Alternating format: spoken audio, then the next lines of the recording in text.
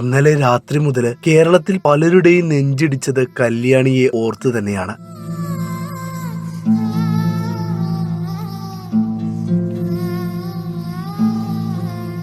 കുട്ടിയെ കാണാനില്ല, തിരച്ചിൽ ഊർജിതമാക്കുന്നു. വാർത്ത കാണുന്ന ഓരോരുത്തരും സ്റ്റാറ്റസ് പങ്കുവയ്ക്കുന്നു. കുട്ടിയെ തിരിച്ചു കിട്ടിയെന്ന വാർത്തയ്ക്കായി കാത്തിരിക്കുന്നു. എന്നാൽ സംഭവിച്ചത് കണ്ടു നിൽക്കുന്നവരെ കണ്ണീരിലാഴ്ത്തുന്ന കാഴ്ചയായിരുന്നു. ഒടുവിൽ പുലർച്ചെ 3 മണിയോടെ മൂഴിക്കുളം പാലത്തിനടിയിൽ നിന്ന് 3 വയസ്സുകാരിയുടെ മൃതദേഹം കണ്ടെത്തുകയായിരുന്നു.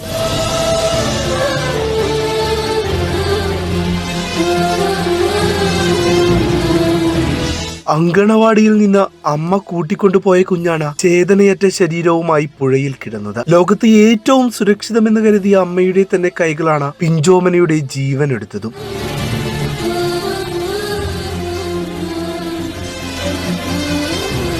കുഞ്ഞിനെ കാണാതായതുമായി ബന്ധപ്പെട്ട് തുടക്കം മുതൽ തന്നെ പരസ്പര വിരുദ്ധമായ മൊഴികളാണ് അമ്മ നൽകിയിരുന്നത്. ഒടുവിൽ പുഴയിൽ എറിഞ്ഞു കളഞ്ഞുവെന്ന് പറഞ്ഞതും അവർ തന്നെയായിരുന്നു. കൊടും ക്രൂരതയുടെ കാരണം എന്തെന്ന് അമ്മ സന്ധ്യ ഇപ്പോഴും വ്യക്തമാക്കിയിട്ടില്ല. പിച്ച വെച്ച് നടക്കും മുന്നേ അവളുടെ ജീവനും ജീവിതവും ചെറിയ ചെറിയ സ്വപ്നങ്ങളുമെല്ലാം പിഴുതെറിഞ്ഞവർക്ക് മാപ്പില്ല.